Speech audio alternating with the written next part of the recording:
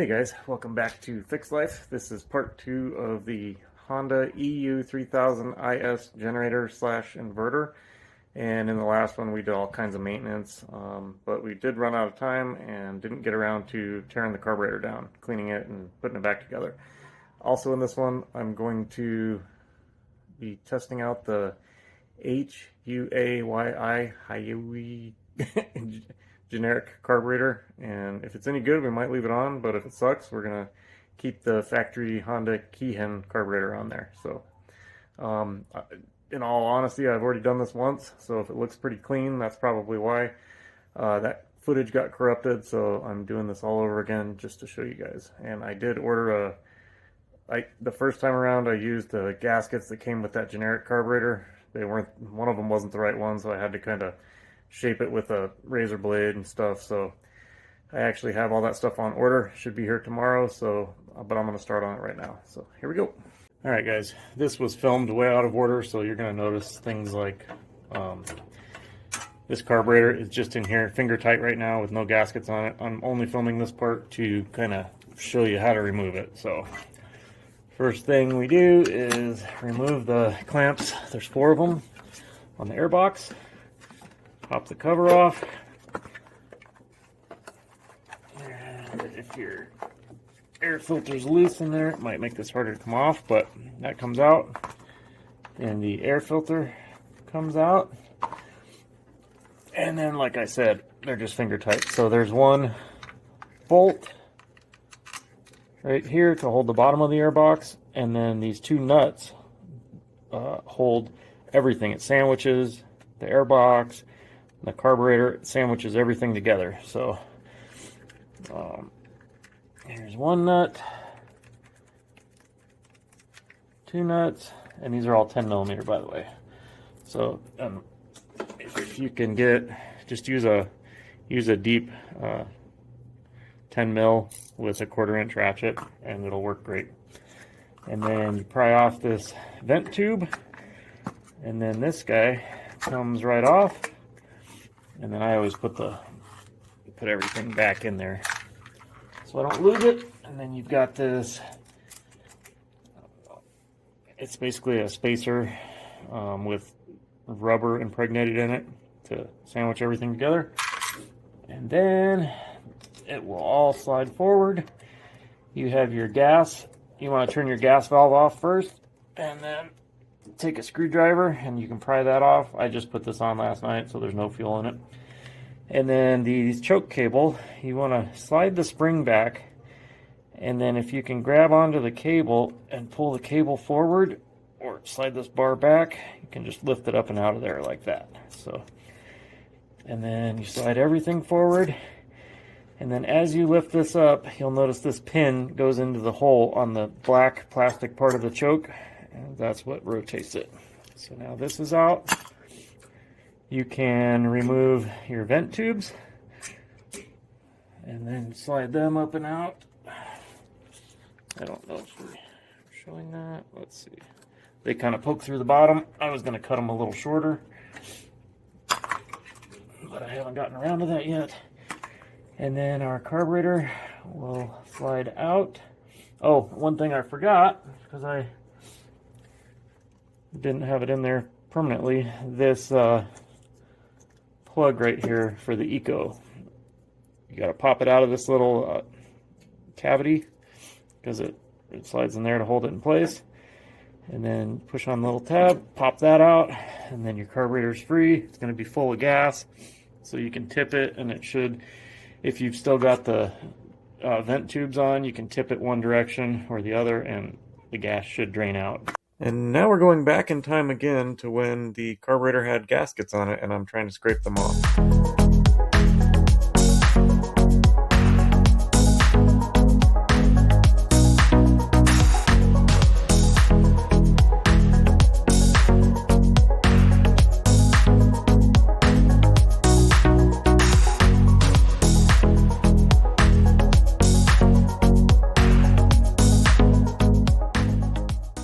Okay, toward the end there, I used a little wire brush and a cap full of acetone, and that worked really good to get the most of the remnants off, so it's somewhat clean.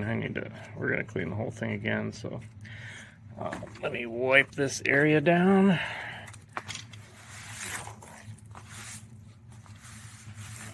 Okay, and I guess we'll start with taking the bowl off. All right, so I believe the kit that I purchased that's coming tomorrow comes with a new bolt and a new gasket for this, but I'm sure it wouldn't hurt to reuse it. You can see there's a little bit of stuff in the bottom there.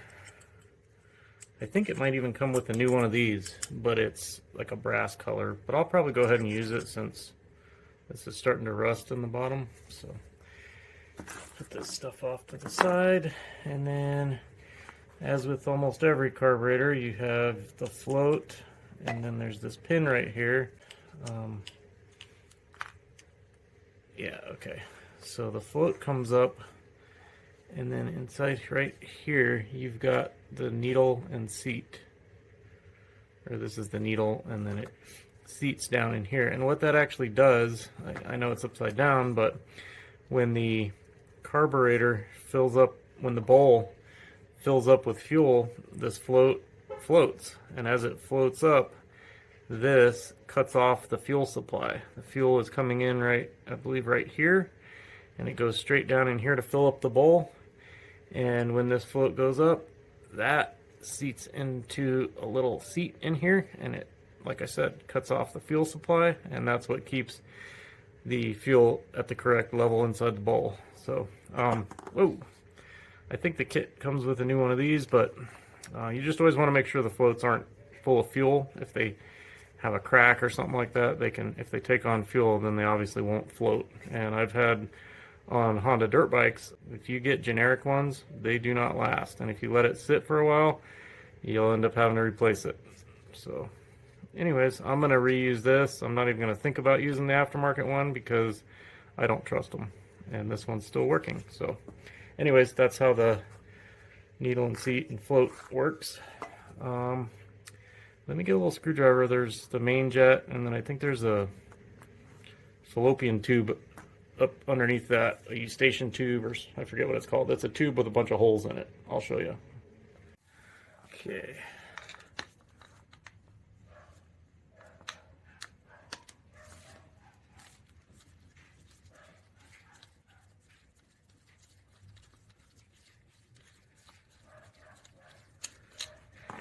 All right, let's see.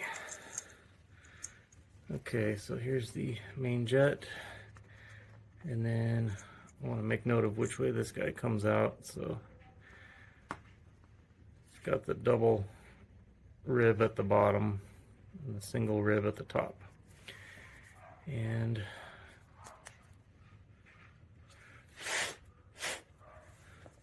let's go ahead and see if we can see through this feller. And we can see through those holes. It's hard to see this on camera, and then should be able to see all the way through it, which we can. And like I said, I've already done this once, so I expect most of this stuff to be pretty clean. And then same thing, you want to be able to see through this main jet, which we can. But we're also gonna blow through these.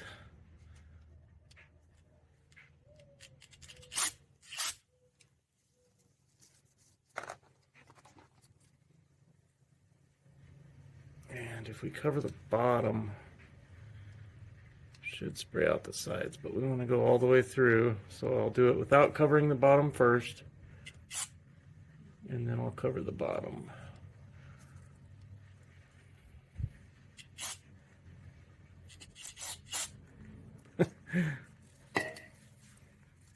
Okay. And then we also, let's see, I'm going to take this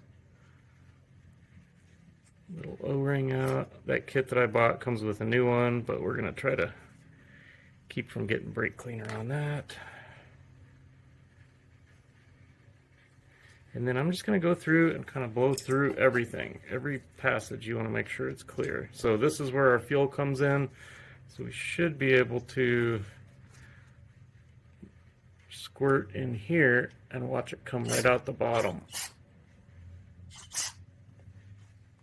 Which it's doing. Okay. I'm going to blow through our main jet.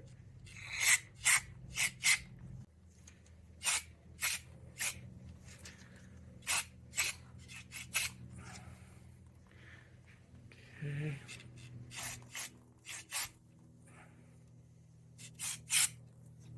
Oh, that's not even... Is that a hole? I can't tell. I'm just blowing them all out.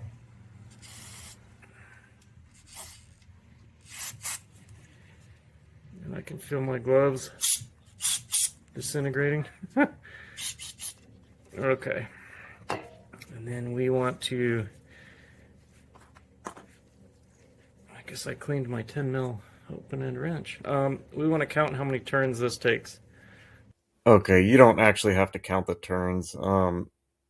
ChatGPT told me that that was a metering screw for fuel for the pilot jet. It's not. You can look right at the back side of it and you can like see the other side of the screw. It does not meter fuel. All it does is the head of it keeps the pilot jet from like bouncing out. So once the pilot jet goes in and seats, you put that in and you just want it like somewhere toward the middle so the pilot jet is securely in there. Okay, so I'm going to take that all the way out now. This isn't the best screwdriver, as you can probably see. I think I must have hit it with a hammer at one point during its life. That's why it's good to buy disposable screwdrivers sometimes. Okay, and that's really just a stop. So, and then we're gonna pry this little pilot jet out. And this, from what I've seen, read, heard, is what causes a lot of surging issues if this guy is not clean. This hole doesn't go all the way through, so it does have a side hole, which, okay, so you can see through that hole. And then from the bottom, which this part is the bottom, obviously the head was the top, as it sits in the carburetor like this, there is a really tiny hole that goes from the bottom up to that cross-drilled passage right there. So let me get something. What works best is honestly just like a bristle off of a brush. So let me get one of those and I'll show you. So this is what I was talking about. Hopefully you can see that bristle go through there.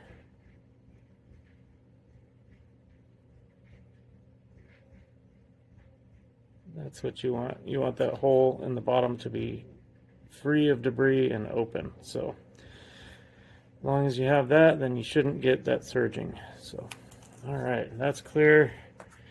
We're going to continue moving on. Also going to shoot some brake clean down that passage where the pilot jet went.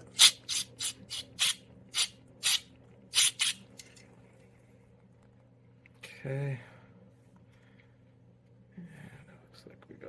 Here, I'm just, every hole I find I'm going to spray out. So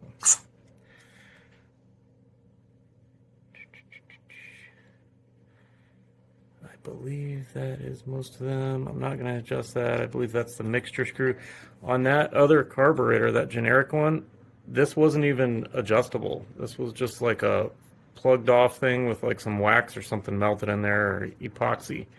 But you can see the other end of it kind of stick out. You can see the end of it right there.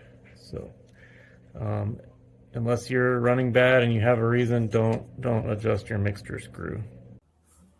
Hey guys, I just wanted to interrupt here real quick, and if you're wondering why I'm not using carb cleaner, it's because I have a bearing and brake business and I have tons of brake cleaner. If I had carb cleaner, I would be using it, but the difference between carb cleaner and brake cleaner is brake cleaner is zero residue, and carb cleaner has like additives to make it more compatible with like rubber, so it doesn't ruin stuff inside your carburetor. But I try not to ever spray it on rubber anyway. Even if I was using carb cleaner, I probably wouldn't try to get it on any of the rubber.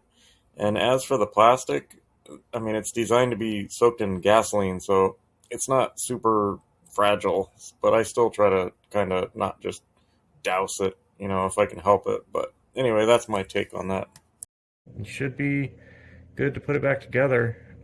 Like I said, I already did this the other day, so I know mine's clean. So, but take some time and shine light through everything that you can, and just make sure you got clear passages. And I'm gonna go ahead and end it for today. I'll see you guys tomorrow. All right, it's the next day. This came in the mail, or Amazon. I only really bought this for these gaskets, and I don't need this one. I really bought this for these two gaskets, and it's like $6 for the gaskets, and it was $8 for all this stuff. And I had noticed that my O-ring on here wasn't in the best shape, so I figured might as well just replace the bowl. So take this one out. I never put rubber O-rings and stuff. I never install them dry. So I'm just gonna put a little spritz on there. And that's mainly for working on cars. It's probably not important in this situation, but it won't hurt anything. And then I'm just gonna tighten it. Come on. That one. Alright guys, here's the reassembly. So let's see, I'm gonna put this on. Oh, not that one. That one we're not gonna use anymore.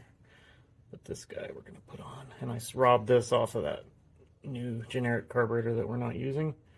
Let's see, how does it go?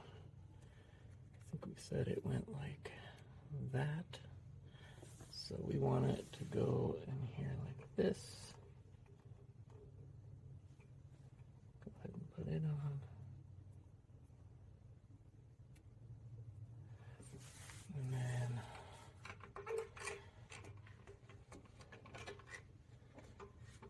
put the fuel on.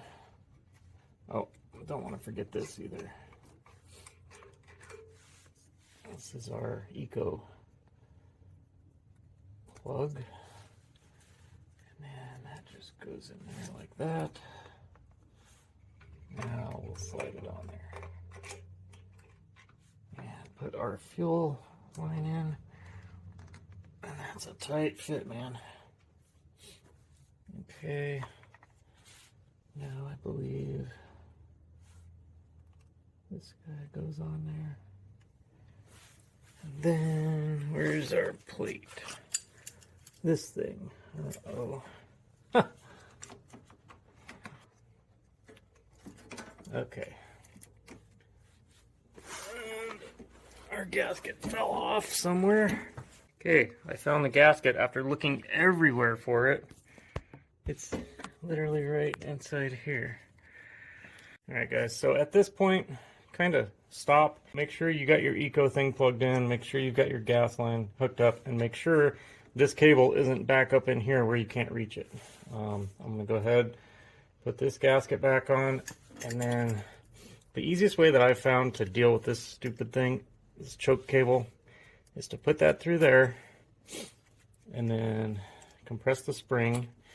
Get it like that. And then push it upward so it slides. It has somewhere to go in the back there.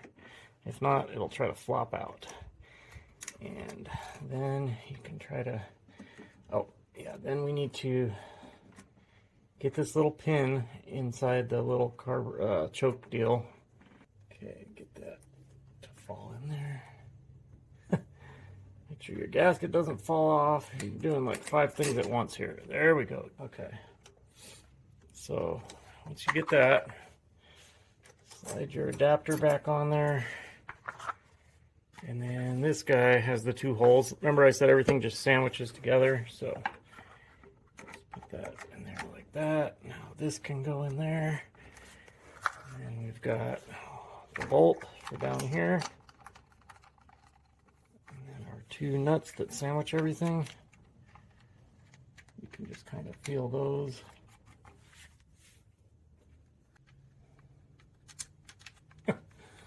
Okay. All right.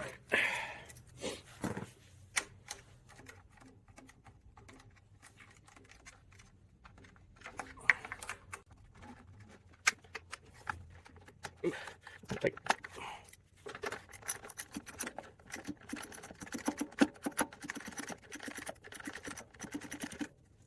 That's tight.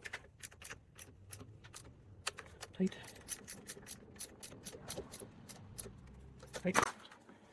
We will put our air filter in. Doesn't that seem backwards?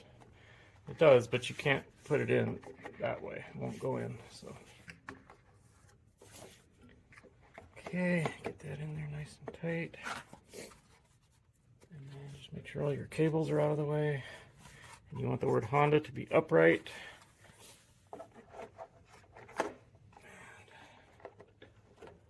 Slide that back in there. Put your 4 clampies on. And if you have a long screwdriver, that helps. Oh, I forgot to put this in there, so that's going to be fun. Come on. There we go. Okay. Well, I think we're double check everything. I think we're back together. Let's turn our fuel on, make sure we don't have any leaks. I want to make sure nothing's leaking around the bowl. And I think we're good.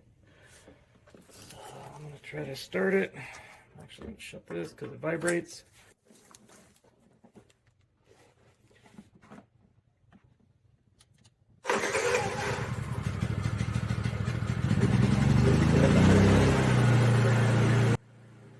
So what you just saw was after the second time I took the carburetor apart. The part you're about to see is after the first time I took the carburetor apart, but I lost the footage, so then I had to do it a second time.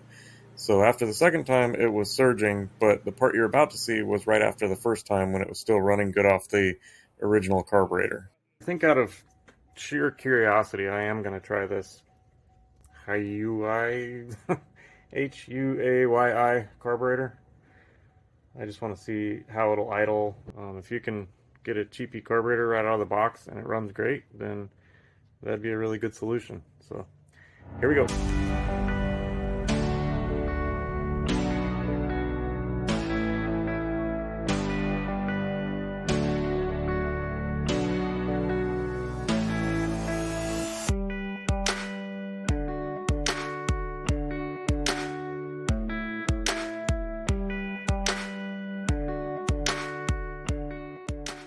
Well guys, unfortunately, this is the plug for the Eco on the factory Keihin carburetor that comes on the Honda, and that's where it plugs in.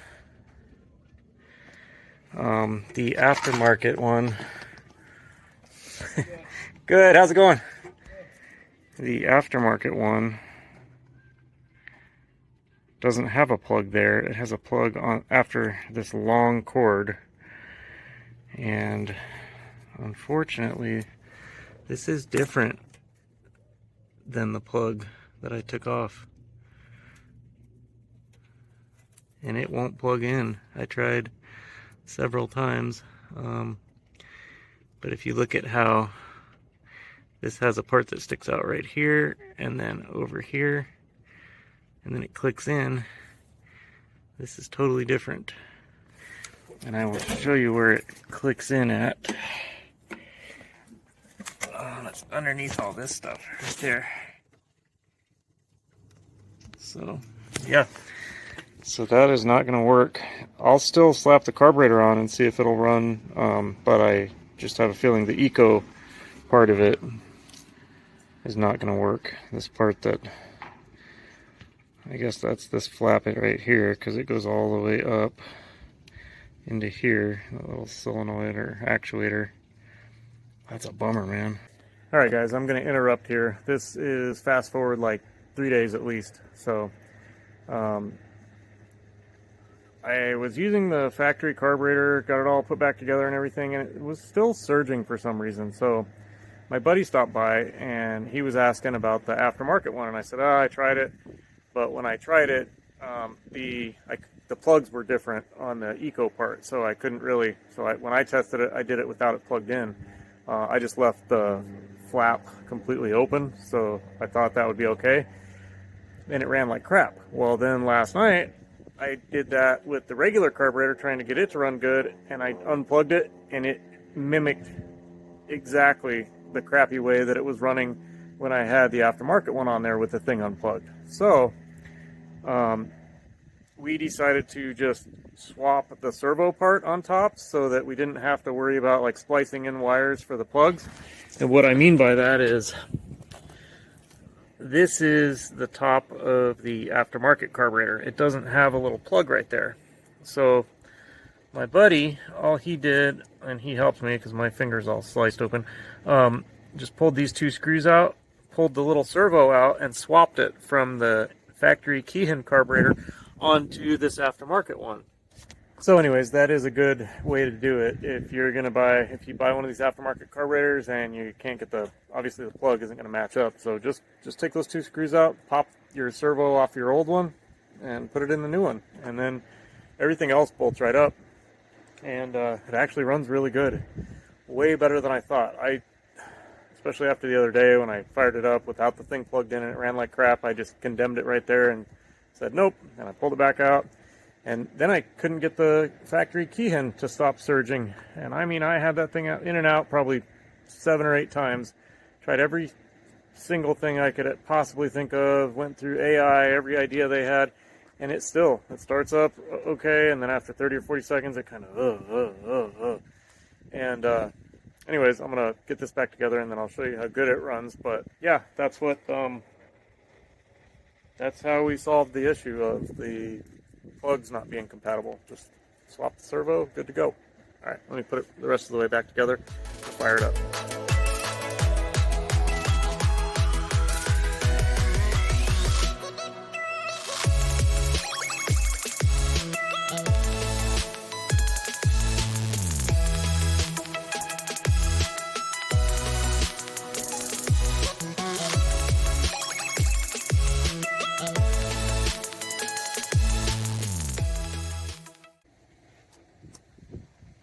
All right.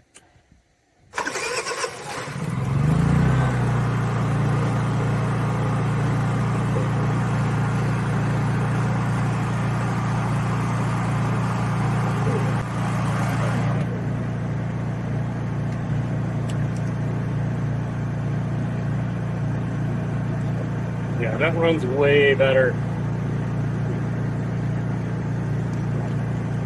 Okay guys, now I'm going to hit the eco button.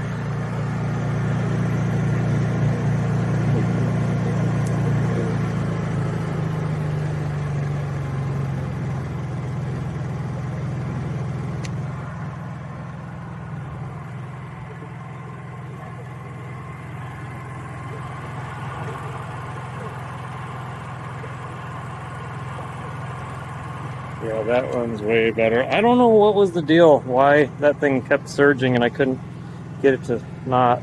Again, all we did was pull these 2 screws out, pull the factory one off of this carburetor and put it on the aftermarket one, and then we put it back together. So then this is the aftermarket servo that I just put on here so I wouldn't lose it. But yeah, as you can see guys, she runs phenomenal with that aftermarket carburetor. So that shocked me. I really didn't think that was going to work well, but she idles so good. Let me put a load on it real quick. Okay, I know these lights pull a lot because they get so freaking hot you can feel them from like 3 feet away.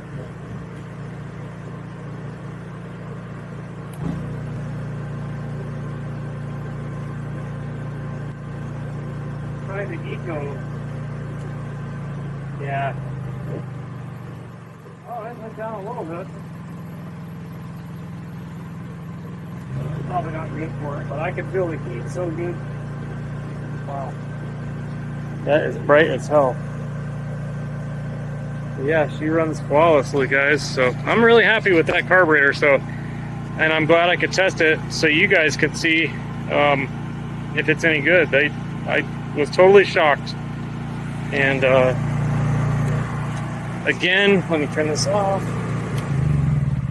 Again, it was I believe it was HYA. No, HUAYI. Hyui. Anyways, yeah, guys, great carburetor. Were you guys kind of wondering where those wheels came from? This video bounced around so much I almost forgot to add the part where Amazon finally delivered the wheels like 3 days late, and I unboxed it and installed it real quick. Here we go.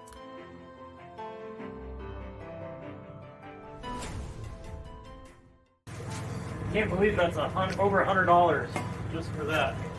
And if you buy it from Home Depot, it's $257 plus tax.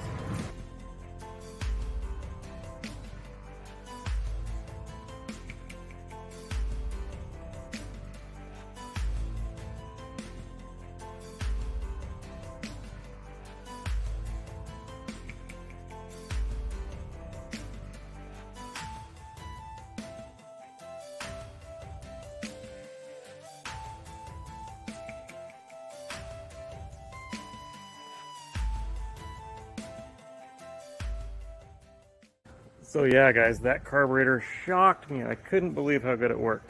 So I will definitely be putting a link for that in the description so you guys can get the exact same one. And that's going to do it for this video. I appreciate you guys watching as always. And like I always say, if it's got parts, you can probably fix it. So alrighty, guys. Thank you again and take care. Bye-bye.